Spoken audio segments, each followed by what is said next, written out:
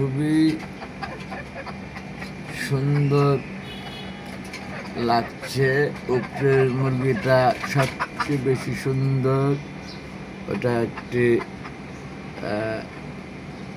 Tiger মুরগি, অনেক বড় জাতের, এবং রীতিমতো এই মুরগি দুটা ডিম দিচ্ছে। কিছুক্ষণ আগে ডিম পেড়ে অনেকক্ষণ কক কক কক কক কক কক কক কক করেছে। নিচে মোরগটিকে রাখা আছে, মাঝে মধ্যে ছাড়া হয় ওদেরকে সুসম্পর্ক গড়ে তোলার জন্যে কিছুটা সময় দেওয়া হয়, মাঝে মধ্যে ছেড়ে। যাই হোক, রিলেশনশিপ না করলে তো মুরগির ডিমে বাচ্চা হবে না।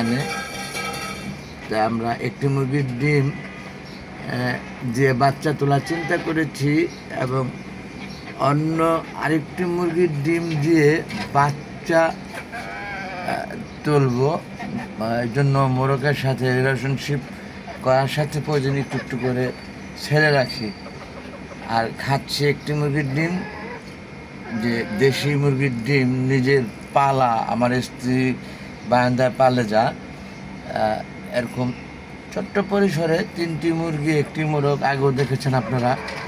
যাই হোক, বাথরুম করে দিল ওকে। বড় জাতের মুরগিটি, টাইগার মুরগিটি দেখতে পেলেন আপনারা।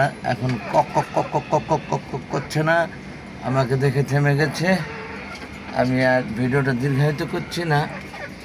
মুরগির সাথে একটু উপর দিকে ওঠে সেই লাল লাল পাকা মরিচ, অনেক শত শত মরিচ ছিঁড়ে আমাকে দেখিয়েছে এখান থেকে।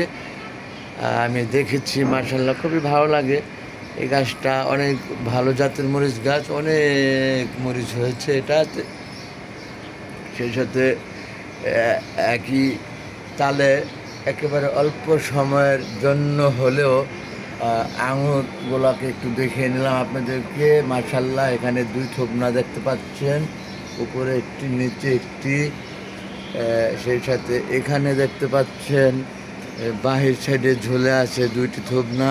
মাশাআল্লাহ, গ্রিলে অনেক ডিস্টার্ব করছে, বোঝা যাচ্ছে না সেইভাবে, তারপরও দেখালাম একটু আপনাদেরকে। অনেক ধন্যবাদ বন্ধুগণ, আপনারা সময় নষ্ট করে দেখলেন বলে। আমি আবার সেই জায়গায় যে এই কাঁচামরিচের গাছ ধরে এই মুরগির উপর যে ভিডিওটা শেষ করে দিচ্ছি। ধন্যবাদ।